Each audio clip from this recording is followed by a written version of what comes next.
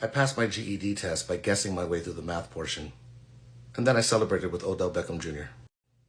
Welcome to Uncle Snug's story time. To graduate high school, I needed 20 credits. I ended up with 19 and a half because I failed a half-credit home economics class, which is a story for another time.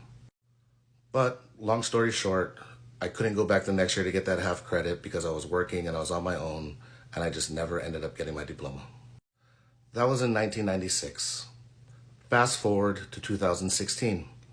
My son is now a senior in high school, and he's messing up. I'm telling him he needs to get it together, and he needs to make sure he graduates. When he hits me with, "Well, Dad, you never graduated." So I immediately got in my car and drove down to the adult education school and signed up to get my GED. I get down there and they tell me that there are 4 different individual tests that need to be taken to pass the GED that I can take at any time. There are also classes that I can take to brush up on anything if I need it. So they give me a big book with all the information I need to pass the test, and I also signed up for some classes just to brush up because it's been 20 years since I was in school. Now, when I was actually in school, I was a pretty decent student. I was really good at English, history, science, all that kind of stuff. Math was always my problem. And when I looked at the information in the book, I realized it was going to be an even bigger problem because the standards had changed from 1996 to 2016.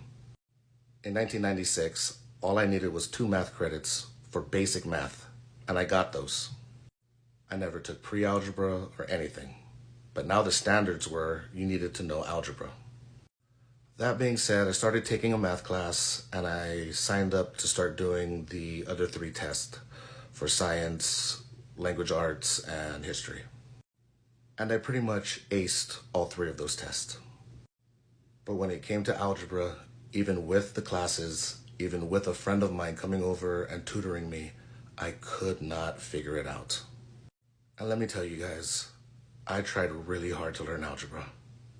It got to the point where I had so much anxiety that I wasn't even gonna finish it because I knew I couldn't pass. But I had to try. So I signed up to take the math test, and I get in there, and the first 2 questions I knew. After that, it was like reading a foreign language. So I did what any normal person would do. I went A, C, B, D, all the way through the test, guessing every answer. I left the test site knowing that I had failed, but still had a little glimmer of hope and waited for my test results to come in. Part 2 coming up.